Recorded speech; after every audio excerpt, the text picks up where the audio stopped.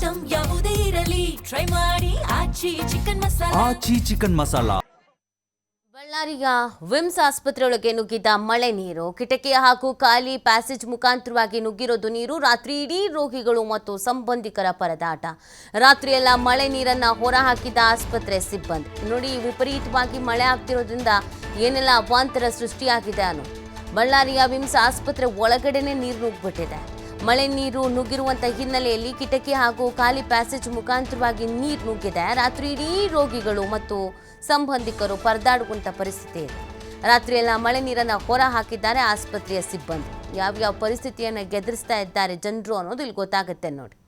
ಪಾಪ ಹುಷಾರಿಲ್ಲದೆ ಇದ್ದವರು, ಹುಷಾರಿಲ್ಲದೆ ಇರೋರನ್ನ ನೋಡ್ಕೊಳಕ್ಕೆ ಬಂದವರು ಎಲ್ಲ ರಾತ್ರಿ ಇಡೀ ನಿದ್ದೆ ಮಾಡ್ದೇನೆ ಕಾಲ ಕಳಿಬೇಕಾದ ಪರಿಸ್ಥಿತಿ. ಈ ಕಡೆ ಇನ್ನು ಹಾಸ್ಪಿಟಲ್ನ ಸಿಬ್ಬಂದಿಗಳು ಎಲ್ಲ ಕ್ಲೀನ್ ಮಾಡೋ ಕೆಲಸ. ಈ ಥರದೊಂದು ಪರಿಸ್ಥಿತಿ ನಿರ್ಮಾಣ ಆಗಿರೋದು ಬಳ್ಳಾರಿಯ ವಿಮ್ಸ್ ಆಸ್ಪತ್ರೆಯ ಪರಿಸ್ಥಿತಿ ಇದು. ಒಂದು ಮಳೆ ಬಂತು ಅಂತಂದರೆ ಈ ಥರದೊಂದು ಪರಿಸ್ಥಿತಿ. ಇಡೀ ಮಳೆಗಾಲವನ್ನು ಅದು ಹೆಂಗೆ ಕಳೀತಾರೋ ಗೊತ್ತಿಲ್ಲ. ಮತ್ತು ವಿಮ್ಸ್ ಆಸ್ಪತ್ರೆ ಎಷ್ಟು ಫೇಮಸ್ಸು, ಎಲ್ಲೆಲ್ಲಿಂದ ಬರ್ತಾರೆ ಹೇಳಿ ರೋಗಿಗಳು ಇದಕ್ಕೆ.